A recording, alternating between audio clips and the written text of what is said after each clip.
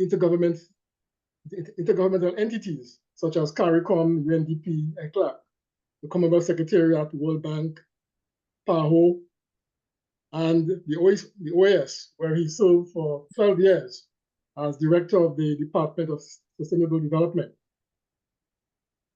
Cletus has been engaged in state-related planning and sustainable development for nearly 4 decades. He's a trained urban planner, environmentalist, public administrator, communicator, and a published writer.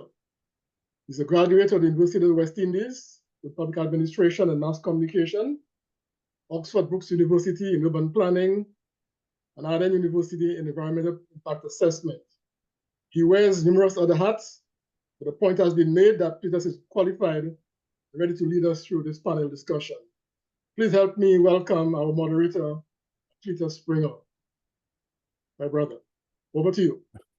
Right, my brother, and good afternoon, everybody. Congratulations, VFS, on your CIMC certification.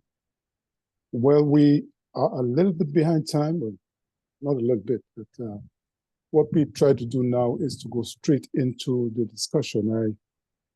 I think Dr. Fletcher has given us more than enough context, and so there's not enough need for me to do that again. But you would have heard Dr. Fletcher use the phrase quite often in his presentation, how do we? How do we? How do we? And the reality is that many of the things that he has outlined as being critical are matters for the governments in particular. And from where I sit, I would say that there is a great deal of readjustment, both in terms of policy and in terms of perspective and so on, that our governments need to make to really get into the business of the sustainable development of our oceans and our land spaces. And those of us who've worked in the consulting field in these areas in the region know that there's a huge gap between what is written, between the commitments that are made, and the actions that are taken to realize these commitments. And so I just wanted to put that in context, because this group is essentially a group of consultants.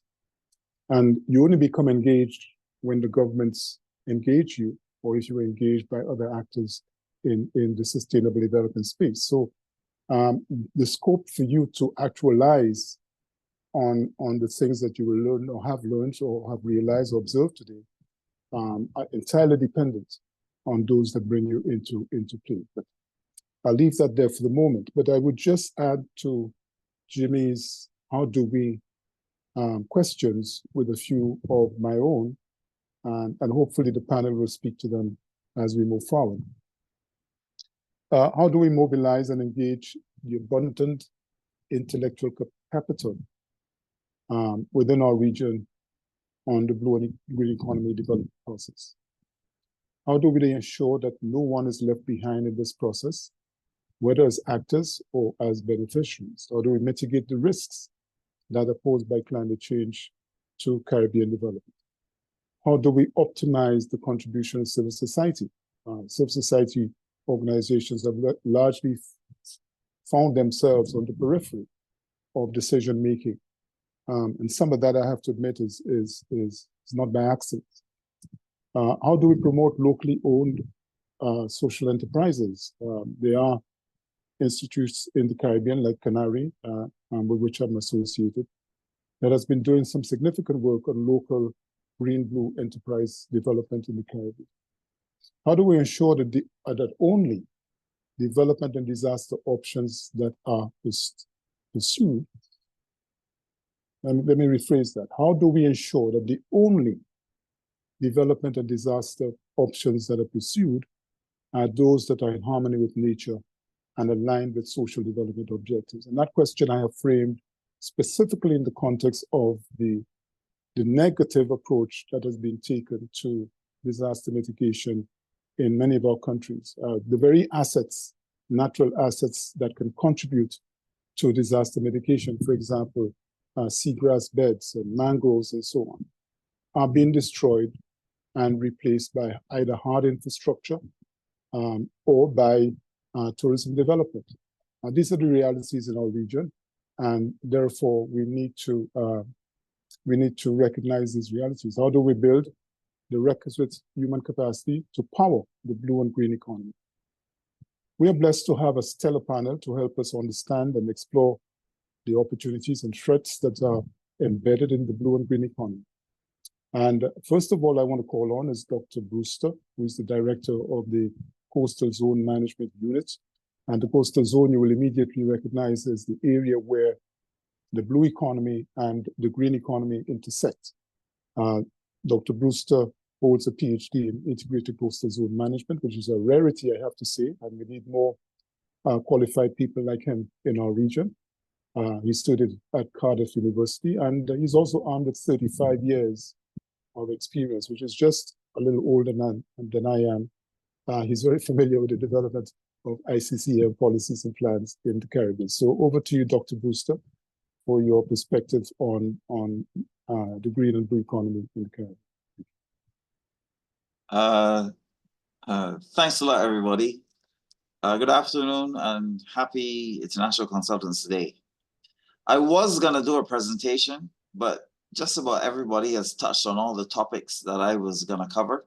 So I think I'll just do a quick little discourse in terms of my perceptions as to where we really are within this whole blue-green economy and the ability for consultants to get on board. I think that one of the big things that we always have to remember is that because the blue economy is so diverse in its nature, I mean, when we looked at it, Dr. Fletcher clearly pointed out all the areas. We're dealing with things that speak to marine fisheries and aquaculture, non-traditional species culture, which could include algae for energy production, even things like sea moss growth, etc. Oil, gas, and minerals exploitation, sea salt production, marine trade and shipping, maritime education and research, marine research in its own right, maritime construction, coastal construction, marine spatial planning, marine tourism, maritime surveillance, which is something that is often left out of all blue economy considerations, marine renewable energy, and a few others that will probably pop into my head as I go through. I think that it's important to recognize that given the overall scale of the blue economy sectors, you have to recognize that in some aspects, they are highly specific. In others, they require clear aspects of management considerations to be developed. And I think where we are lacking within the region is the foresight to see the avenues of opportunity.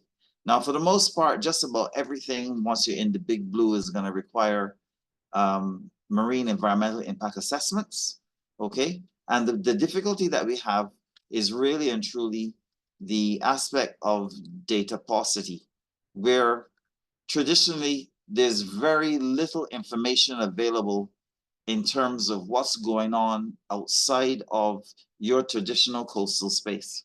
So out to say your 100-meter depth contour, you may have a good understanding of what's happening in your near shore, both in terms of fisheries, coastal recreational activities and conflicts, and the mixed use activities that will go on therein.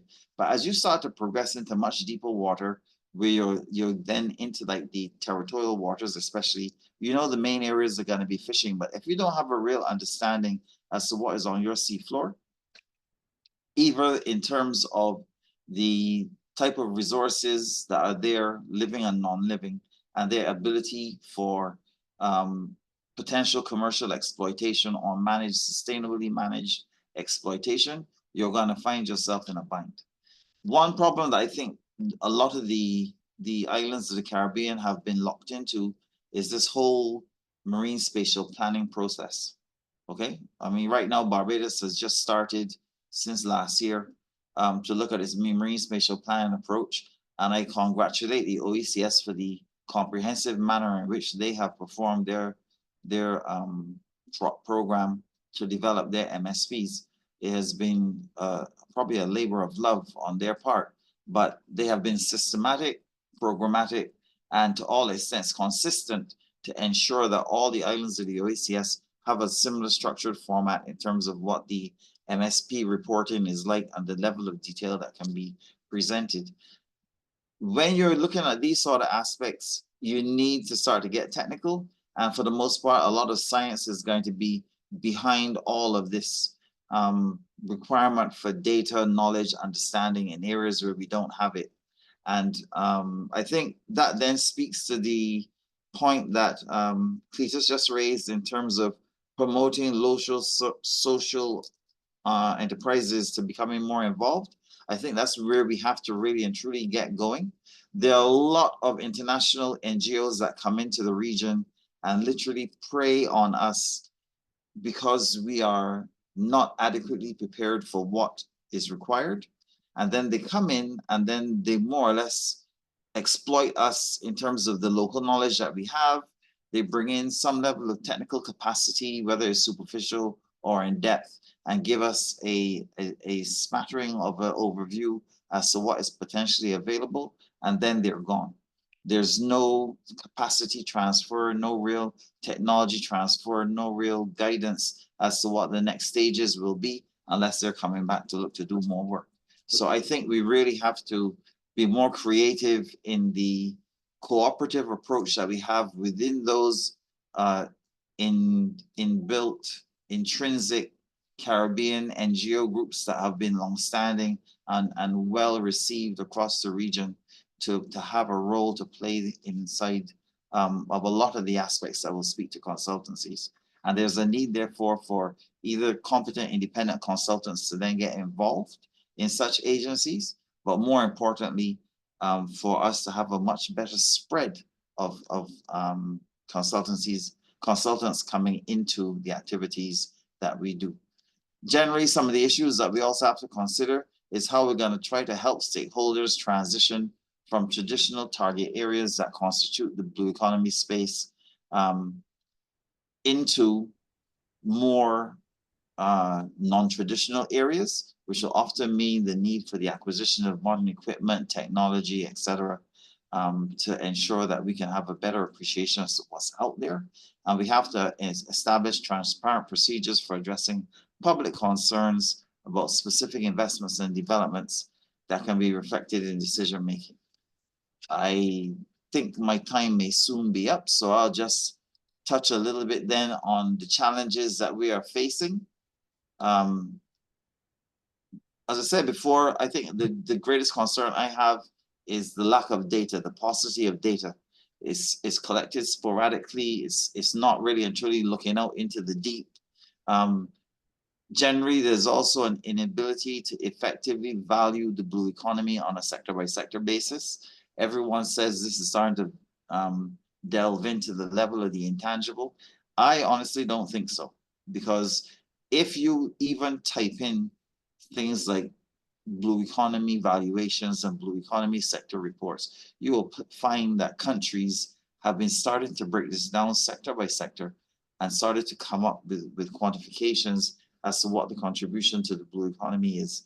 And I'm really and truly thinking that it's time for us in our region to start looking at least attempting, through either changes in the level of statistical data that we collect nowadays, to make it more encompassing in terms of what we do, which will be something new, and then see how it can be rolled out across the region. But to just try to use the broad brush and say it's a little difficult at this time is a little perplexing and to me. And I think it's taking the easy way out.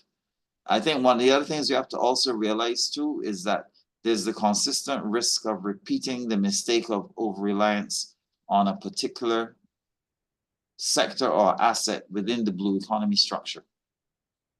Whenever you hear blue economy, the first things that people talk about are ports, fisheries, coastal tourism, maritime transport, and then maybe ocean recreation, right?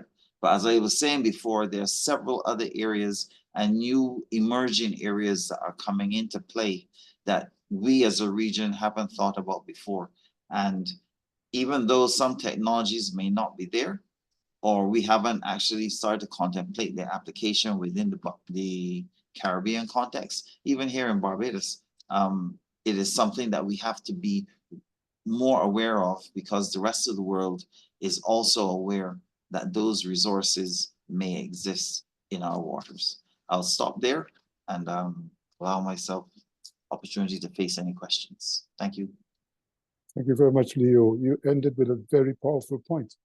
You noted the paucity of data, and it's not, as you're hinting, it's not just that the data is not available. It is available, but not in the Caribbean. There are others who have better knowledge of our resources than ourselves, and you speak to the need, to the scope of the adjustment that we need to make in the Caribbean to really take this blue economy and green economy seriously.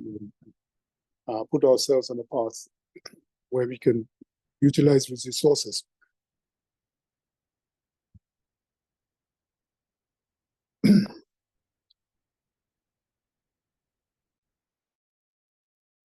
Wow. Yeah, you're right. I think that's something where we have to start actually tracking to ensure that we can have a better appreciation as to what's really out there. As you rightfully say, a lot of research vessels pass through our waters. They're always collecting information, sometimes even more information than they say they originally wanted to collect, and we're unaware.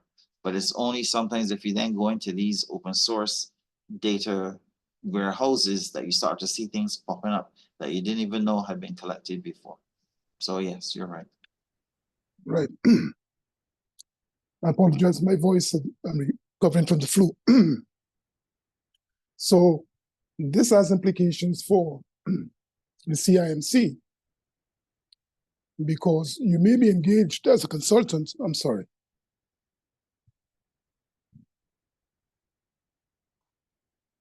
You may be engaged as a consultant, but you don't have the data at your disposal to be effective.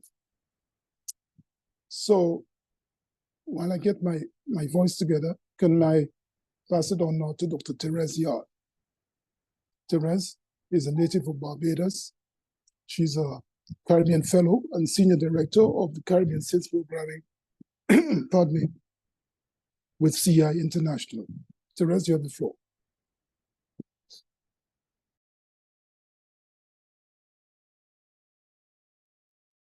Good afternoon.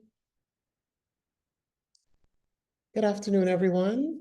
It's my pleasure to speak to you this afternoon on International Consultants Day. As Mr. Springer mentioned, I work with Conservation International, a global conservation nonprofit organization, and I'd like to take this opportunity to briefly introduce Conservation International, or CI, and the work that we do. CI was founded, I'm sorry, I'm hearing, are you hearing me well? I'm hearing some feedback or another mic open in the background.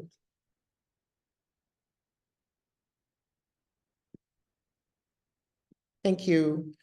I'd like to take this opportunity, as I mentioned, to introduce Conservation International and the work that we do. The organization was founded in 1987 with the goals of protecting nature for the benefit of people. The CI is headquartered in the US, but we work in over 100 countries worldwide, including in Guyana and in Suriname, where we have country offices. In my work with CI, I'm spearheading the development of a Caribbean island strategy. And a key component of that strategy is offering support to Caribbean islands in their transition to climate resilient blue and green economies. This connects directly to CI's overall global strategy, which is consists of three main ambitions: to stabilize global climate, to increase ocean protection, and to expand nature positive economies. And the focus for CI when it comes to blue and green economy is on economies that are intentionally nature positive and not just nature based. Nature positive businesses don't just use nature to generate growth and profit, but they actively seek to be nature positive, to be regenerative, to conserve and to restore nature and the benefits that it provides to humankind. So an important message for consultants to take on board and to convey to their clients as we move towards blue and green economies is one that we should be focusing on nature positive blue and green economies, and also that businesses don't have to be nature-based to be nature positive. The drive towards nature positive business is gaining traction internationally, not just in the Caribbean, as we well know. In 2022, there was a new global framework adopted and endorsed under the auspices of the Convention for Biological Diversity. And for the first time, the aims under this significant international agreement include a specific call for businesses to reduce their negative impact on nature and biodiversity along their entire value chain. And this is part of the move towards a whole of society approach to protecting nature, in which responsibility for conservation and sustainable use doesn't just lie with ministries of environment or with governments, but with all sectors of society, including the private sector. This shift to a whole of society approach means that there will be more and more demand for consultants who can help companies to adjust their practices and their business models so that they reduce their negative impacts on nature, and even better, they have positive restorative effects on the environment. Consultants working with Caribbean businesses are ideally positioned to help those businesses respond to this growing global imperative for sustainability and to take advantage of the associated opportunities to enhance their brand value and to expand their markets. With that in mind, I want to emphasize that there's already a wealth of innovation and entrepreneurship in the Caribbean, led by folk who are ahead of this curve, who've been striving to develop and to grow nature positive green and blue businesses before they even had that label for what they were doing. A couple of months ago, a team from CI held a focus group with Caribbean innovators and entrepreneurs who are working within this nature positive paradigm. This was part of our work to lay the foundation for an initiative known as the Starlight Initiative that we are seeking to launch in the region to support the growth of innovative new green and blue enterprises. The ideas that these thinkers and doers are working to bring to fruition are incredibly ambitious and visionary. The Caribbean is undoubtedly a region that is full of brilliant creative minds, full of folk who are committed to sustainability and who are committed to this region and to our island communities. These are the people who will, given the opportunity and the right enabling environment, drive the shift to new blue and green Caribbean economies. And I say given the opportunity and the right environment, because we must understand that nurturing sustainable blue and green economies means nurturing sustainable enterprises and innovation. And that means nurturing and supporting the people behind those innovations, the people building those enterprises. When we talk about the frontiers of blue and green economy in the Caribbean, the innovators who are on that frontier, the lead explorers, the pioneers, are often facing the difficult challenge of growing blue and green enterprises as solopreneurs. So this means that they're not only doing the technical work, the science, the research and development, but they're also spending literally hours daily looking for grants and funding. They're managing the administrative aspects of their emerging businesses. They're trying to navigate the regulatory environment for their new products and services, often in multiple countries, if they're taking a regional view. They're trying to find the information that would help them expand into new markets. They're trying to find the partners that can help them take their ideas from prototype to product. They're trying to keep abreast of the new developments and the potential competition in their field. And they are constantly, we heard this from the innovators that we spoke to, they're constantly fending off inquiries from people outside the region who just want to ask a few questions about what they're working on. I must acknowledge with great appreciation and admiration the outstanding work that the Caribbean Development Bank, the Inter-American Development Bank, and other partners are doing to advance blue and green innovation in the Caribbean and to improve entrepreneurs' access to the support that they so desperately need. Conservation International will also be playing our part through our Starlight Initiative and through CI Ventures, which is our impact-first investment arm, which is gearing up to support Caribbean small and medium-sized enterprises in the blue economy sectors. These efforts by CI and by other partners recognize that Caribbean innovators and entrepreneurs are working on world-leading ideas and have world-leading aspirations for the blue and green economy. What these entrepreneurs need to help them deliver on their immense potential is an enabling environment that provides the necessary guidance and the necessary assistance to support their ambition and to amplify their impact. On this International Consultants Day, I want to say to all participants in this webinar that while we most definitely do need consultants with specific expertise in the technical and sectoral spheres of the blue and green economies, you don't have to be an oceans expert or a biodiversity expert or a conservation expert to contribute to the growth of blue and green economies in our region. As management consultants, you all have something to contribute to making the work of Caribbean innovators easier and to building the supportive communities, networks, and innovation ecosystems that are essential to blue and green economic transformation. Thank you. I'd be happy to take any questions. Excellent, Therese. Thank you so very much. I wondered if you could tell us if you're aware that any mapping has been done on these innovators in the Caribbean. I know there are a number of CSOs in the region that are doing work in the blue economy space. There's Proper Foundation, Canary, yourselves. Is there a central database that you're aware of somewhere that captures that? Perhaps Caribbean Export, I don't know. Complete Caribbean. Thank you. Thanks, Cletus. As I'm aware, there is not a comprehensive database that covers that, but in part of the work that CI intends to do through CI Ventures, we will be partnering with the Caribbean Development Bank to develop a project, a regional project funded by the Global Climate Fund that is looking specifically at building a framework for blue economy development in the region.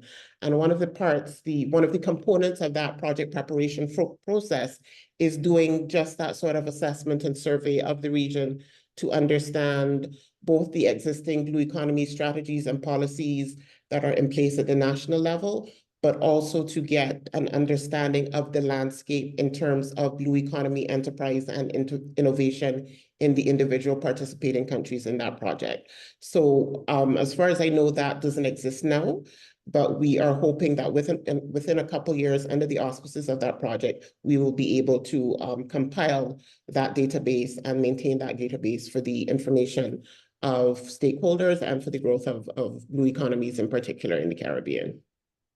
Right, thank you very much. Now the Caribbean Development Bank has been lauded quite often this afternoon, and we're delighted to have Mr. Derek Gibbs, who is the Climate Finance Specialist in the Environmental Sustainability Unit Projects Department at the CDB. He has responsibility for interfacing with climate funding mechanisms such as the GCF, the Green Climate Fund, and the Adaptation Fund, who are the two main funding tranches or agencies that provide funding to the Caribbean for the blue and green economy. So I turn it over to you now, Mr. Gibbs. Thank you, Chair. Thank you, Moderator, Mr. Moderator. I hope you can hear me.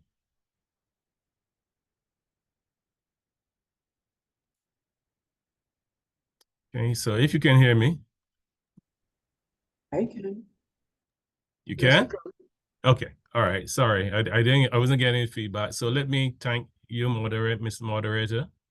Let me also thank the CIMC for the organizers for inviting the Caribbean Development Bank to speak at this conference.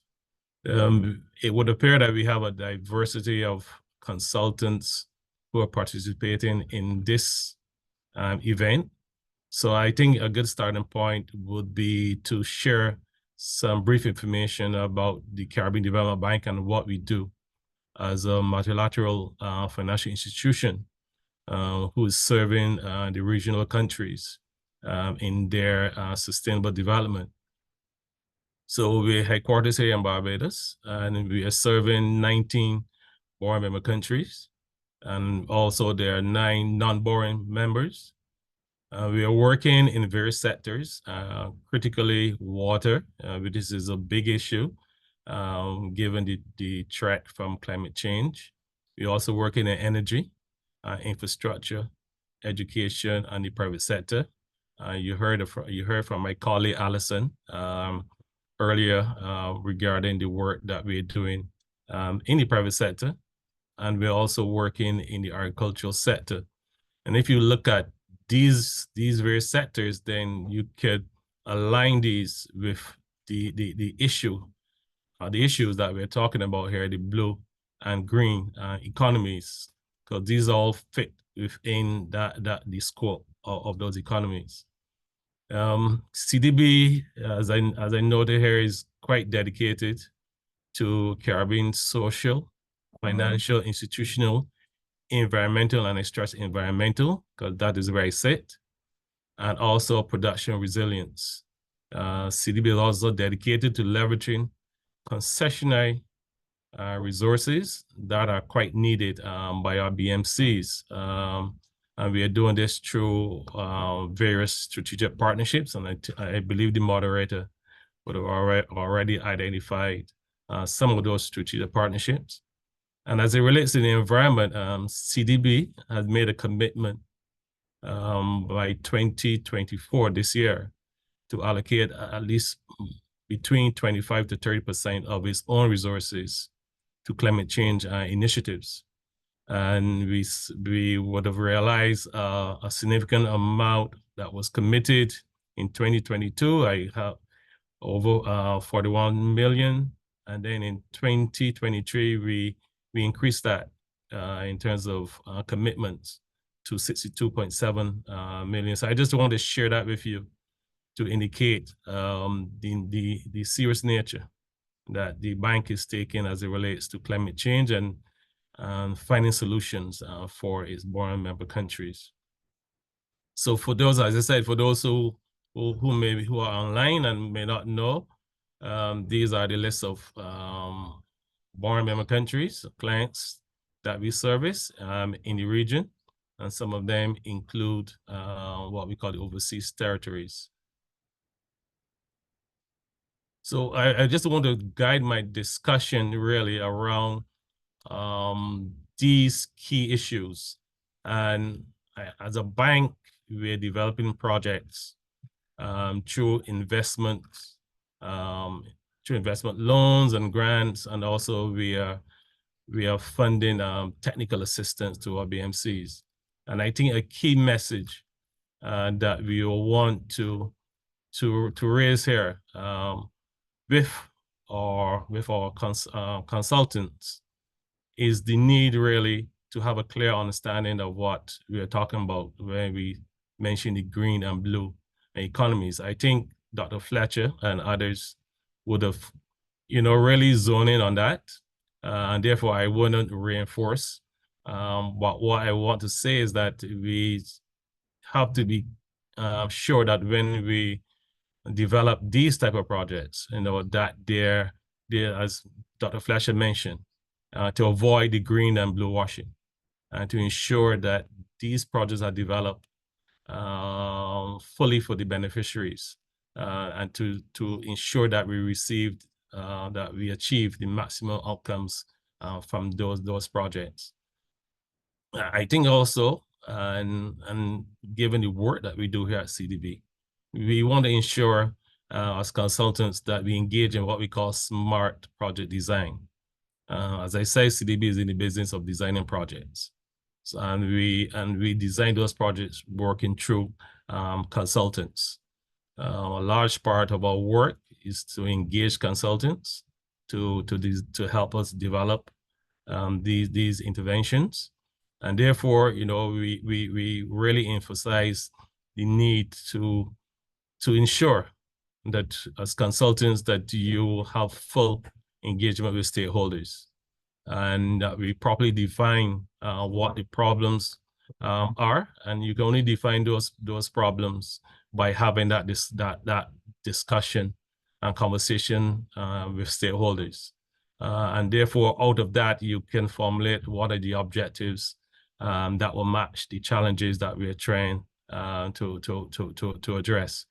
And as most of you will know, we developed that logical framework informed by the stakeholders. And by developing that, we are promoting what we call strong country ownership. So therefore, the countries have 100% input into what is that as consultants that we are preparing for them. And to ensure that, you know, the solutions or what we are putting forward are well articulated and understood by all, I should say. It's important too, and at CDB, we really emphasize this in our projects, and also other donors, is to ensure that we have that strong gender balance and equity within projects. And also importantly, and I believe Dr. Fletcher mentioned it, the environmental and social issues are clearly highlighted. And so when we're designing projects, you know, we're not designing just a normal development project, but we're developing a project that is sustainable. So therefore, as consultants, and then I'm being realistic, I mean, not all consultants will come with these skills. And therefore, we would have to highlight or procure those skills. But it's also important, I believe, for consultants, particularly if you're managing projects, that you are aware of these issues, and to ensure that these issues are well captured within project design. Importantly also, and I think we had a good taste of this, is the whole issue of funding. And as I said, I got the arrows pointing toward access to climate finance. And if we're going to be able to access finance, then we need to understand, you know, what are the sources. And mentioned were the GCF, the AF, and CDB. We are accredited to those two entities. We also have the JEF and the CIF and others. But it is relevant that consultants who may be working on the behalf of countries or entities like CDB, and where we're designing projects to be funded by these alternate sources, that we have a good understanding of the operational modalities of these entities, how they function, what are the requirements. A lot of these entities have their own project templates. And therefore, you know, it's important that as consultants, you are familiar with these templates, because when you prepare the projects must be prepared, guided by these prepared. If I take the case of the GCF, GCF usually require projects to be prepared following certain criteria and satisfying certain requirements as outlined by the GCF. So you have the GCF investment criteria, and they look at issues about impact potential, paradigm shift potential, and these are all important matters that have to be addressed. Theory of change, the climate argument, because remember, a lot of what we're doing in the blue and the green space falls within the climate change element. And therefore, if you're designing a climate change project, then you must bring a climate change argument. And this is not a normal development project. It's a climate change project, and therefore the type of design that is required would be different than just a normal development project. I should also indicate that part of the requirements also is to understand the different sources of funding. So we're talking about green economies, we're talking about blue economies. So what may be the right tools, funding or instruments, funding instruments that will be required? I think, again, we heard about green bonds. We heard about, we're hearing about green equity, green microfinance. There's also the type of blended finance that we can, type of blended finance approach that we can take, where we look to blend public and private resources to help to reduce risk and to leverage the private sector to come on board. And these are all instruments that we can explore, and we can look at what is the best approach, what is the best innovative tool that can be used. The same goes also for the blue economy. We talked there within that space about blue bonds. So how would those be designed? Something similar to green bonds, but obviously matching a different purpose. At CDB, in that space, we would talk about grants, along with concessionary resources, loans. Also in the GCF and AF space, those type of instruments are also considered. There's also the debt for nature swaps. We've heard a lot about those. Some of our islands, our countries here in the region, Belize, I think also Barbados they have gone that route. And also you would hear about what we call contingency recoverable grants. So we could identify an initiative, and that initiatives pay off, and therefore that grant could be recovered via a loan being issued for that initiative. Again, also the whole issue of blended finance can be applied here, and there may be more, but these are just a few that I wanted to highlight. It's also important too, as consultants, that we ensure that when we are building projects, that we have a strong monitoring and evaluation framework. I think that is key here at CDB. That is important for us, and I should say most all of our projects really would encompass that. So if you're a consultant working with CDB, that is a requirement for the bank. I just wanted to touch a bit about some of the work that CDB is doing in the blue and green space. CDB as a bank, we have been able to secure funding for a number of both green and blue initiatives. Just to give you a taste for some of the work that we're doing, we have what we call a Caribbean Action for Resilience Enhancement program that was launched in 2022, and is funding through the EU, correct?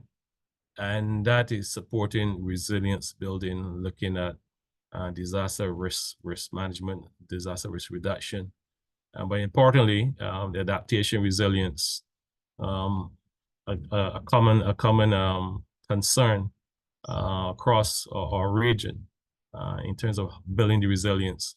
And this resilience must be built in various sectors that we're engaging in. We also have a Caribbean Adaptation Fund supported by Canada. And again, this is looking at building resilience, disaster risk financial management. We also, on the green side, we have support from Canada for renewable energy projects. Again, as I mentioned, we are accredited to the Adaptation Fund, the Green Climate Fund, and the Adaptation Fund, all the projects finance from the AF are usually focused on resilience, on adaptation.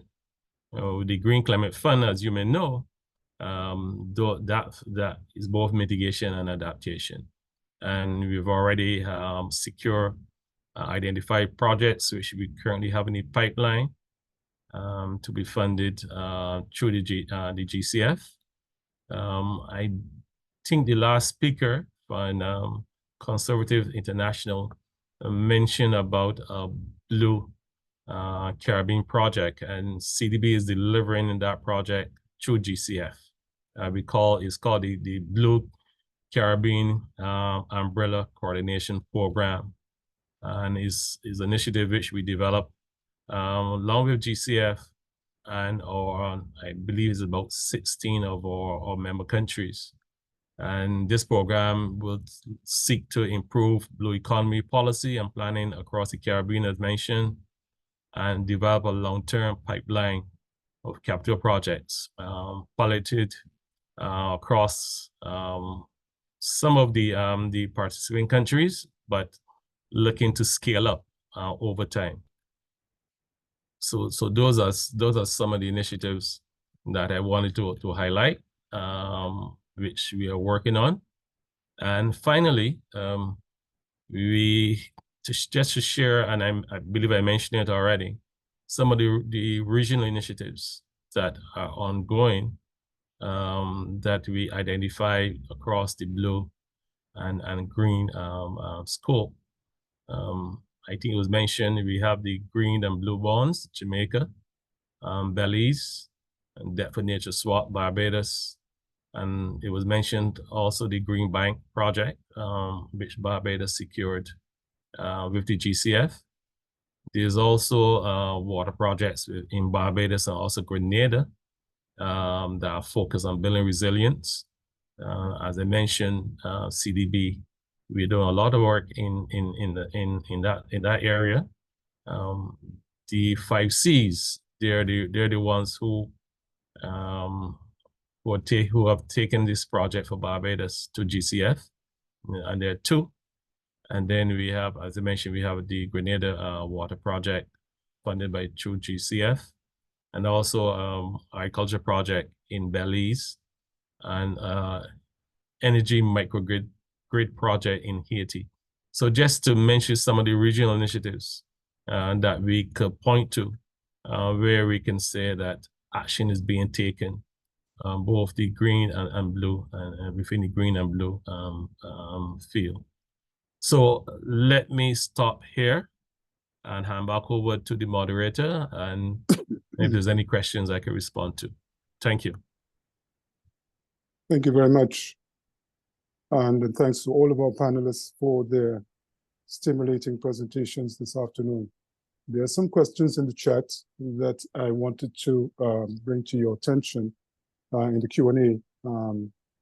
One that I think you might respond to is, are there funded opportunities to determine the value of the blue economy on the marine resources and the makeup of the Caribbean? Are you able to speak to this question, Mr. Brewster? Can you repeat the question again, Mr. Moderator? I didn't hear you clearly.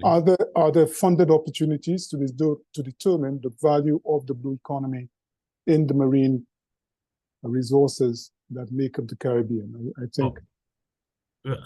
I may not be able to answer to that one. I don't know if Dr. Brewster or one of the others can respond to that. Yeah. I think some of that work has already been done. Therese might be able to bear me out on this, but I'm aware of several studies done by the ICDay and a few others that have addressed this. But I can't speak now to the depth of it in terms of what the query is about. There's also a follow-up to that. Are we able to determine the level of involvement and engagement of the Caribbean technical experts in the blue economy in other regions, given that they're also immersed in a blue economy environment? I think that speaks to the Pacific in particular. Okay, so I could try to speak to the blue economy valuation to help determine it. To the best of my knowledge, there's been a lot of activity taking place in the development of blue economy equivalent to roadmaps and action plans, etc. And I think those approaches have tried to help the individual countries identify the areas that they have chosen to prioritize activities in. And in doing that, there may have been approaches at estimating what the potential for improvements in those prioritized sectors will be. But I don't know if that actually speaks to the value of what the blue economy is at this present point in time now, right? And for me personally, I think that's one of those things that we have to be able to assess and value.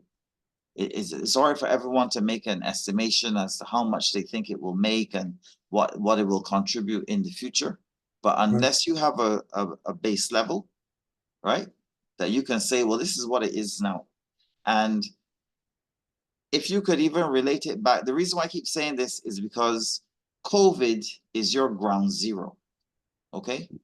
So everything from COVID, after everything crashed, everything is now at base level 0. And therefore you should now be able to better chart how your blue economy sectors are performing. And then over time, if you wanted to go back to 2015 or 2010 as a comparison to see, it would be fine. But because we are now emerging out of COVID in various speeds of enhanced activity, it is important that you use COVID as your 0 point start point, because everything stopped in COVID, and then use that to move forward. So I think it's something that governments really and truly have to set aside a couple $1,000 for, not $100,000, but a good set of money, unless they're able to get their stats departments to become more involved in this process, because it's really and truly a question of just being able to try to categorize information based on statistical collection. I've seen the reports for Scotland, for Ireland, Massachusetts, you know, a lot of these states in the US, the coastal states, and even in Europe, they're generating these reports on an almost like annual basis. And when you look at it, sometimes it's just based on employment records and the number of businesses and how many people were lost in terms of retired, resigned, were fired, whatever, and how many people were brought on and how much you invested, how much was lost. There are certain key things that seem like if you have the basic information that should normally be provided to a statistical office, you can build out something. And I keep saying I want to try it in Barbados, and I still want to see how it can be done. But the biggest problem is if you don't have the stats broken down in the manner that it can be done, and I'm not an economist, so it would really and truly leave me very much in the dark. There must be ways that it can be done. Well, thank you very much for that response, because I think that gives us one element, at least, of an action agenda going forward, and that is to bring our economists and statisticians and so on together so that we can construct a data baseline for the blue economy. And I was very intrigued to hear you say that, because Barbados was one of the first countries, if not the first country in the Caribbean, to set up a coastal zone management unit. And so you have been at this for several decades before anybody else has attempted it.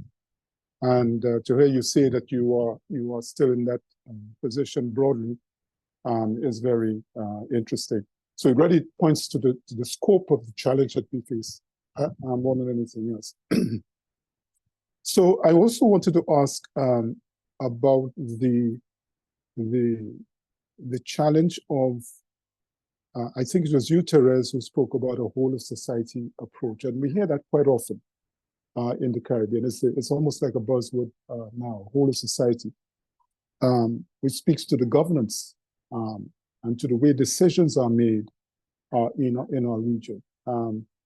The fact is, after elections are held, the civil society, the consultative element in our governance tends to take a back seat. How can we Therese, and that question is for you. How can we institutionalize, for lack of a better word, this whole notion of a whole of society approach to governance and decision making in our region? Thanks for an excellent and challenging question, Cletus. I think to a certain extent, with this shift that is happening globally, and the increasing emphasis on sustainability and nature positivity in business, that change will begin to institutionalize itself because the international trends will drive the ways that businesses in the Caribbean are compelled to operate. And we all know that across the world and in the Caribbean, the dollar speaks very loudly. And I think it will, in a sense, I don't want to say come from the bottom up because that gives the impression that businesses are at the bottom and governments are above them. But I think that the international drive towards that will drive businesses in the Caribbean, including our big businesses and our regional conglomerates and stakeholders in some of our major sectors, including tourism, to advocate for governments to both involve a wider range of stakeholders in their transition towards the blue and green economy, and also to make that a more integrated part of their economic development strategies. And I can say, for example, that we've heard from tourism stakeholders that this is happening in that sector because they're seeing that there is a potential increase in competition from destinations that have, for example, clear policies for carbon offsetting related to touristic travel. And so once the tourism sector sees that the failure to move towards nature positive operation poses a threat to their profitability and to their competitiveness, I think that, for example, they will seek out government and advocate government to take that whole of society approach for the benefit of Caribbean economies generally. So I think the trend is happening. I think it's inevitable, and there's going to be a groundswell that necessitates that whole of society approach sooner or later, but hopefully sooner. Right. I would like to share your optimism on that point. Derek, the question I have for you is, you made the point about, and I'm very pleased to hear you say that CDB is looking to create a funding line for investments in this area. Because I think it's very important for the region to be able to tap into its own indigenous source of financing for these things. And I'm glad that the GCF and the Adaptation Fund are around. But quite apart from the complexity of the procedures of these agencies, there is also the issue of the understanding of our culture. And I have found in some of the projects that I've been associated with the GCF, there tends to be a gap in understanding our culture, and that has presented problems. One of these projects we may well have been aware of as it came through the CDB. How do you think we might fix that problem with these funding agencies? Do we build, as you're beginning to do, our own funding capacity there, or do we also seek to build our understanding of these procedures, as you've mentioned? And what would be your sort of timeline and strategy for getting that organized? I think we, as I indicated, we have to look at various sources of funding. I mean, the funding needs of the region is quite significant, in both on the mitigation and quite so on adaptation. So therefore, once we can tap into these resources, both the external resources, so I'm talking about those climate funds. I think and I agree with you, there's significant levels of complexity And you mentioned culture, and the issue with the GCF and with some of the other these global funds is that sometimes they tend to see all the regions at the same level. And we know within our region, within the SIDS region, they lack significant the capacity really sometimes to deliver these bankable projects within the time frame that is required, or to find the resources sometimes really to develop these projects. So at CDB, we are looking to see how we can find we can tap into those resources. Currently, we are looking to develop a project preparation facility that will help our member countries to help to design and take those projects to these funding sources. Even though like the GCF and also the AF, they have project preparation support, but that kicks in only after your project concept is approved. And even to get to a strong project concept, we face challenges in some cases because of lack of resources. And so there's there's a need to treat with these small states as in a way that would enable them to be able to to deliver the projects that are required. So over to you. Right, thank you very much for that. By way of wrap up, because I don't see any more questions in the chat, I wondered whether you had any questions of each other. Whether you, Therese, had any questions you wanted to pose to Derek and vice versa. No questions, Cletus, but I am sure that in the context of the work on the Blue Co project, CIA and CDB will be continuing to work closely together. And I look forward to that. I look forward to that partnership and to being able to sort of follow in the lead of the example that the CDB has set, and to be able to support a key regional organization like the CDB as we all seek to achieve the shared goal of the transition to climate resilient economies in the Caribbean. So I'm glad that we had the opportunity to be together on this panel, to share ideas on this panel, and I look forward to future collaboration between our two organizations, Derek. Yes, thank you, Dr. Yarde. Similar sentiments here. I'm happy to meet you and to know that you're working on the Blue Co umbrella project. My colleague, Nicholas Ross, he's spearheading that, but I do have key interest in how that project will emerge. And I think it holds great potential for the region. So I'm glad that you're supporting that. Right. And we have about 100 consultants with us on this chat, on this panel discussion. Are there any messages that you might want to convey to them in terms of action steps that they can take to make themselves ready to tap into the opportunities that the Blue and Green economy represent? Just to say, Mrs.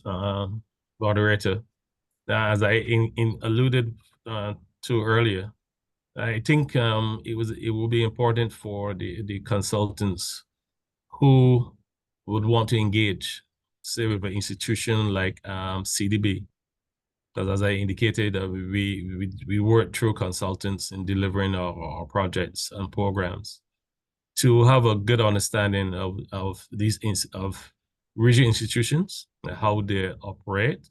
So if you're not from the region but you want to do work with this institution like CDB, to have a good understanding of how CDB functions, particularly on as it relates to our procurement procedures, which are normally online and accessible to persons.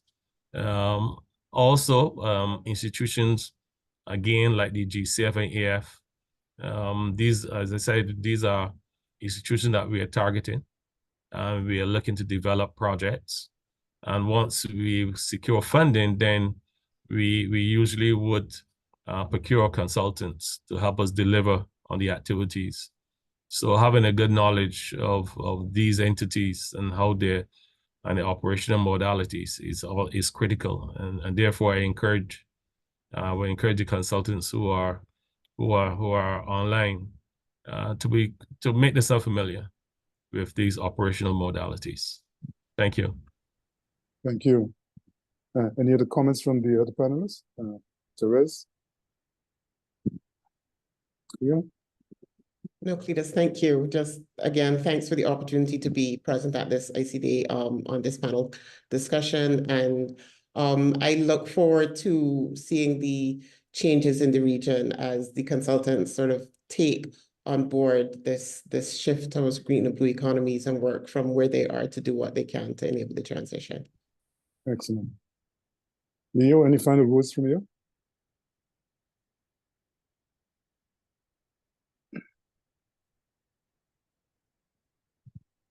Is Leo still with us? Dr. Brewster?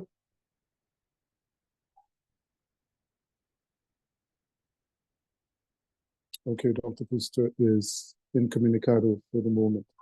So, colleagues, on your behalf, I'd like to thank our panelists, Dr. Brewster, Dr. Yarde, and Mr. Gibbs, for giving us a truly enlightening set of presentations and perspectives on the blue and green economy in the Caribbean and the challenges that are embedded in that space, the opportunities that are also embedded there that we can tap, as well as some of the threats that we might have to address. Some of them are outside of the control of the CIMC to address. But certainly what I think we have had over the last hour, and including Dr.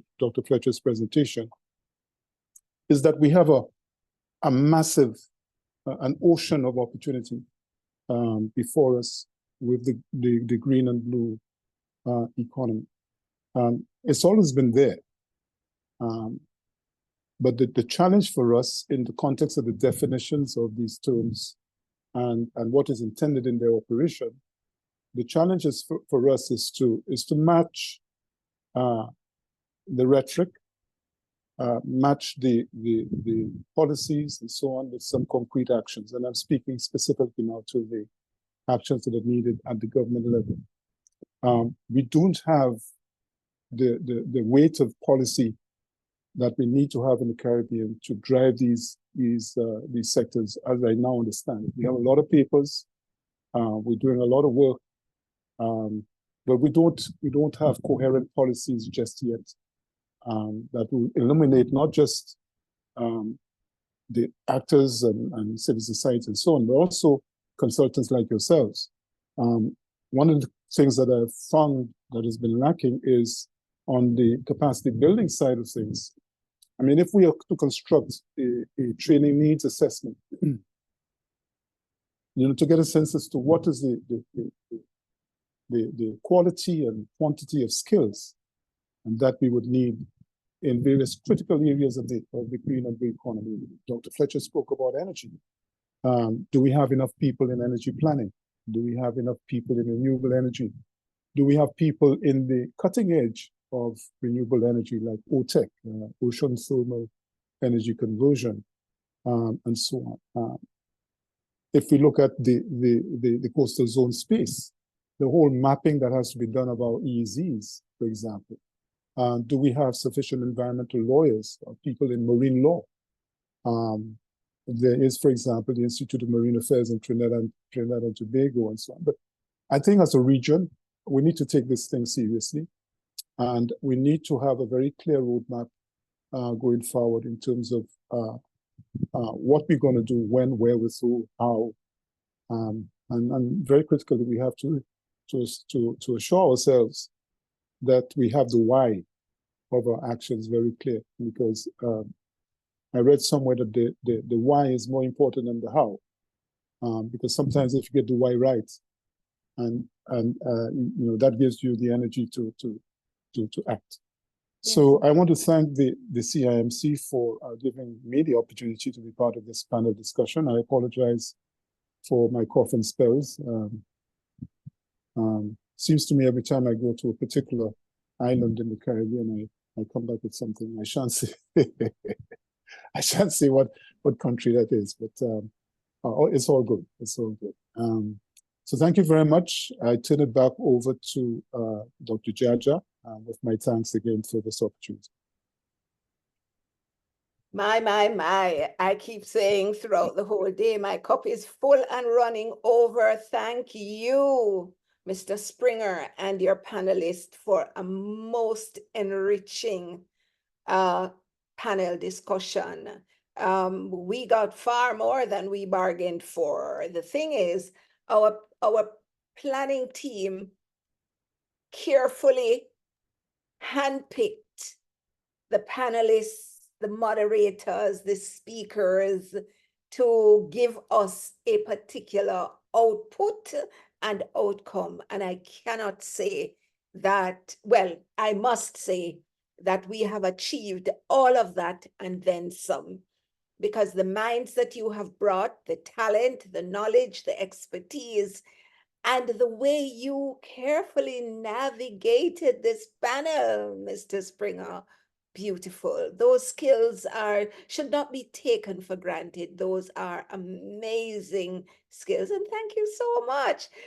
There is so much. Our team will have to sit down and identify some call to action. So as we process the outputs of this conference, we have to at least have a page of call to action for our consultants, for countries in the region, for the different players in the space, so that we can take action, make quantum leaps, and jump Caribbean. 2040 is just around the corner, and it can be done. And I want to be alive at that time to see all the wonderful things that are happening. What a rich day. And guess what? Now we're going to close it off with the one and only Dr. Claire Nelson. Dr. Claire Nelson is the ideation specialist for the Futures Forum and Sagent Futures. But what is great about Dr. Nelson is that she is not just an engineer. Dr. Nelson is a playwright. She is a poet, she is a dancer, and she is an actor. So she brings entertainment to her presentations. She is a convener of the Sustainable Caribbean Sea Futures Initiative and the Global Development Futures 2030 Community of Practice at the World Future Society. She has been identified by Forbes magazine as one of the top 50 female futurists in the world. Yes? But before establishing Sagent Futures and the Futures Forum, Dr. Nelson was a senior development equity specialist at the Inter-American Development Bank with over 30 years experience in program design and management across a variety of sectors, including public sector modernization, private sector development, community development, and trade development. She left school, went to the IDB, and spent the whole of her life there and retired.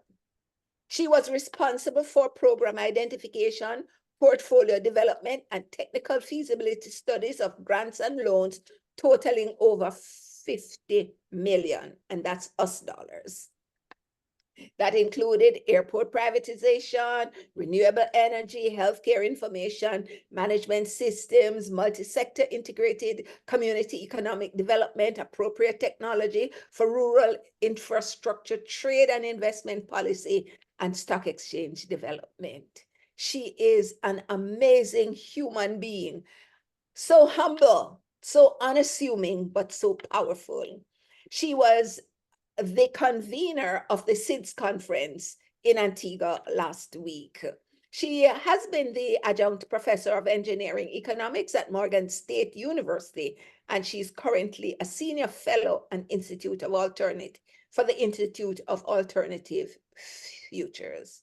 A sought after speaker Her engagements have included CARICOM, Africa Union Conference in Barbados, World Bank, Africa Diaspora Outreach,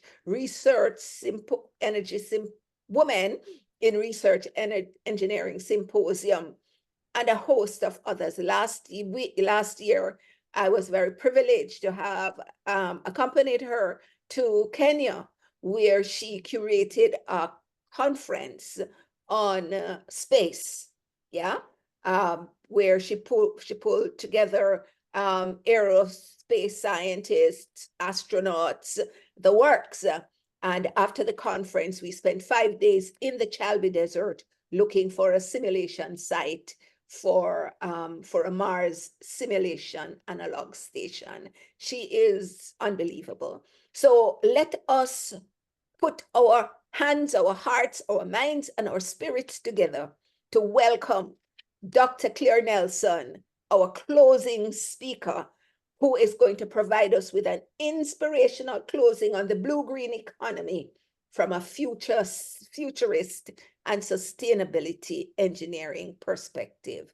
Dr. Nelson, over to you, my sister. Greetings and salutations. I understand you've had a fantastic day.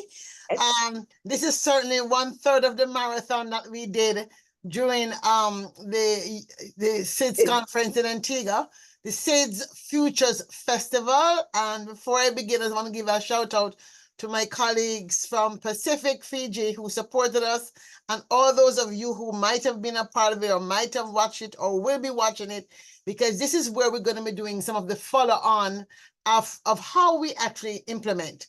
But let me get started by reminding you who I am. So I am really the first Jamaican on the moon. And I always like to start there because my whole adventure for the last almost 10 years has been promoting this idea of planetary consciousness and being a part of a movement that really says we've got to do something differently if we're to save ourselves from self-extermination. And there were 55 island nations that form the Alliance of Small Island States are very much going to be the driver of the blue-green economy. Most recently, we had the UN Summit of the Future Civil Society Conference take place in Nairobi. And though I wasn't able to be there, 2 of my quote-unquote disciples were able to go to Nairobi. And I'm happy to say we succeeded in getting 2 things done: a UN Ocean Futures Impact Coalition and a UN Sea Futures Coalition. So when you imagine ours in 2050, one of the things I want you to imagine is that beyond having islands like Tuvalu disappear, we might actually have communities of cruise ships which have been repurposed to be housing for retired people or housing for affordable communities. Indeed, as Tuvalu strives to promote a digital nation as part of the